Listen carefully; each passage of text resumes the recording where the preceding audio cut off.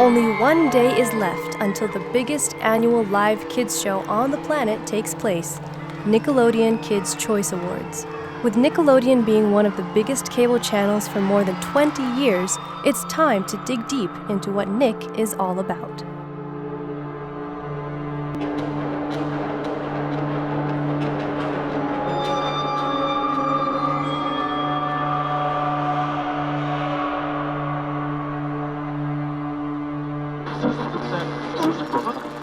Nickelodeon was launched as Pinwheel in 1977, airing educational TV for 12 hours per day without commercials. In 1979, the channel rebranded as Nickelodeon, but a success story could not yet be written. Unpopular ratings kept the channel on the ground. Only after it began to promote itself as a child-friendly channel in the mid-1980s did Nickelodeon really take off. Spongebob Squarepants even became one of the highest-ranked cable TV shows in the United States. Talking about SpongeBob...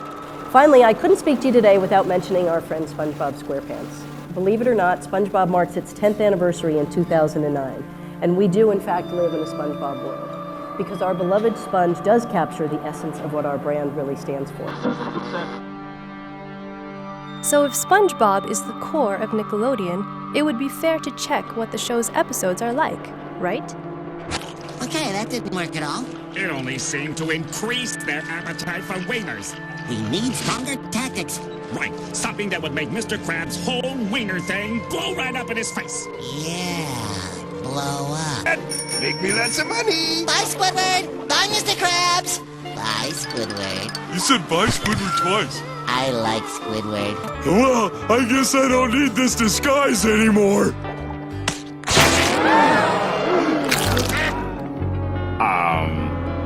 I think I need to take a shower. So, let me get this straight. You're not a woman? No. Well, then you're fired. If anybody needs me, I'll be in my office for, I don't know, the next 20 years or so. It makes one wonder why a TV channel that tries to portray itself as kid-friendly has such adult and occult themes in their flagship show. If SpongeBob is the essence of what Nickelodeon really stands for, are the other shows any different? Unfortunately not. They are full of themes that the Bible condemns. I think she likes me. There, I said it. Of course she likes you. What's not to like? No, I mean she likes me.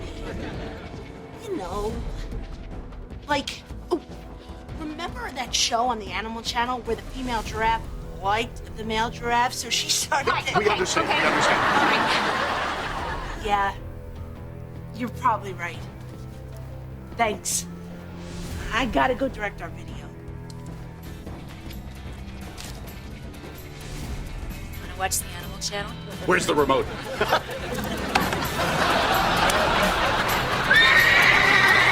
And my personal favorite, Lonely Space Vixen.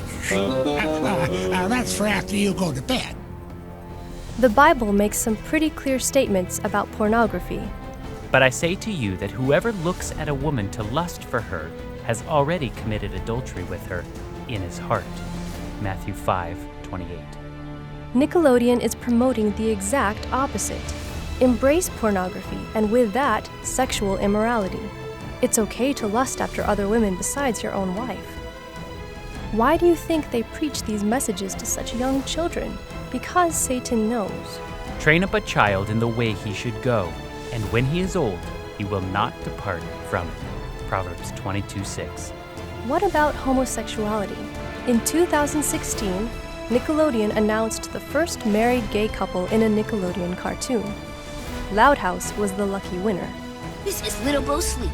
My parents are walking me over now. Prepare for contact. In 3, 2, 1. This is it. Time to make history. Hey, Clyde. Hi, Mr. McBride. Hi, Mr. McBride. Hi, Lincoln. Ready for your big night? You bet. Great. Just a couple things Clyde will need. Sleeping bag, feet suit pajamas, white noise machine, humidifier, dehumidifier, earplugs, inhaler, and allergy medications. Here are all the numbers where you can reach us if our cell phones fail. Restaurant, movie theater, coffee shop, gas station. In case we have to pee. Good idea. And here's a photo of us. Since we can't tuck you in tonight. Remember, Clyde, no nuts, no gluten, no sugar, and be careful with orange juice. You know how you get with pulp. He's growing up so fast. Come on, Howie. Remember what Dr. Lopez said about letting go. Now let go. I love him so much. Have fun, Clyde. He's a phantom. Young Danny Fenton, he was just 14 when his parents built a very strange machine. It was designed to view a world unseen. He's gonna catch 'em all 'cause he's Danny Fenton. When it didn't quite work, his folks, they just quit. But then Danny took a look inside of it. There was a great big flash, everything just changed. His molecules got all rearranged. When he first woke up, And everyone has something to hide. We must be determined to make sure she never does. Tell me what's going on down the cellar, Patricia. Who should you fear? I can, and I will, bring your time at this school to an end. In the House of Anubis. If that is not enough, we also have the Ren and Stimpy Show episode, Don't Whiz on the Electric Fence, in which Ren describes in detail what he will do with Stimpy after he's made a mess of his house. This episode was aired on Nickelodeon. First, I'm gonna tear your lips out. Yeah, that's what I'm gonna do. And then, I'm gonna gouge your eyes out. Let's pause right here and go back to Seema Zarkami, president of Nickelodeon Group. In 2007 and 2008, Nickelodeon has done research to try to figure out how they can reach their target group, post-millennials, better. Ms. Zarkami presented some of this information at the MIPCOM Junior 2008 event. Listen to what she says. Millennials are simultaneously altruistic and materialistic. They value teamwork and not individualism. They're comfortable with technology and have a voracious appetite for pop culture. So they have a voracious appetite for pop culture, but what is that exactly? According to Philosophy Now magazine, popular culture allows large heterogeneous masses of people to identify collectively. It serves an inclusionary role in society as it unites the masses in ideals and acceptable forms of behavior. Further, popular culture, unlike folk or high culture, provides individuals with a chance to change the prevailing sentiments and norms of behavior. Communal bonding, unity, and no individuality. This is exactly what Seema Zarkami discovered in her research. Kids don't want to be by themselves anymore with their own sets of values. They want to be part of the masses. Now, let's look at the Bible here. Jesus once said that there will only be two groups in the last days, those who choose Christ and those who turn their backs on him. When the Son of Man comes in his glory, and all the holy angels with him, then he will sit on the throne of his glory. And all the nations will be gathered before him, and he will separate them one from another, as a shepherd divides his sheep from the goats. And he will set the sheep on his right hand, but the goats on the left. Matthew 25, verses 31 and 32. The people that choose God, represented by the sheep in these verses, is a small group. It is not the masses. Enter by the narrow gate, for wide is the gate and broad is the way that leads to destruction, and there are many who go in by it. Because narrow is the gate and difficult is the way which leads to life, and there are few who find it. Matthew 7, 13 and 14. God wants us to be part of the smaller group, to choose him, and with that, choose life, to be happy in his love and accept his beautiful gift of salvation. But when we consume all this pop culture, we will be encouraged to rather choose to be part of the majority that does not stand out. No standing up for Jesus, though the heavens may fall, but being part of a group of like-minded people accepting whatever theories are most popular. Pop culture also provides individuals with a chance to change prevailing sentiments and norms of behavior, aka doing away with the rules and doing whatever you want to do. Do what thou wilt shall be the whole of the law. That was Satanist Aleister Crowley's philosophy. According to the Merriam-Webster Dictionary, a norm is an authoritative standard. As Christians, we have received a standard to live by from an authority, God. He has given us a blueprint to live by so that we can love both others and God. In the Bible, the 10 Commandments can be found in the Ark of the Covenant in the sanctuary. This was a chest in a chamber called the Most Holy Place that was in that sanctuary. On top of that chest was the mercy seat, representing God's throne. The 10 Commandments are the foundation of the mercy seat, and with that, the foundation of God's kingdom and rulership. Through pop culture, children are taught to do away with the law of God. They are taught to change prevailing sentiments and norms of behavior. That must lead some Christians to hear alarm bells ringing. Miss Zarqami said it herself. Children have a voracious appetite for pop culture, and Nickelodeon is using those research results to reach them even better.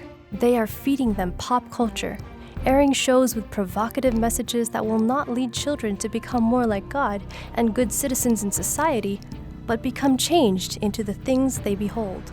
What then are they beholding when they watch the Nickelodeon Kids' Choice Awards? Let's check out the nominees for this year. Justin Bieber is nominated for Best Male Artist, known for songs with very sexual music videos, like What Do You Mean? In this song, he pays a pimp in front of a hotel so that he can have sex with a prostitute that is waiting for him.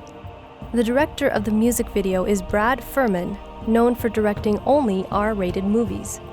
Not really content appropriate to show children, don't you think? The content of this clip was so sexual, we couldn't even show you all of it. Up next, favorite song. Children can vote for Heathens by 21 Pilots, one of the theme songs of the movie Suicide Squad.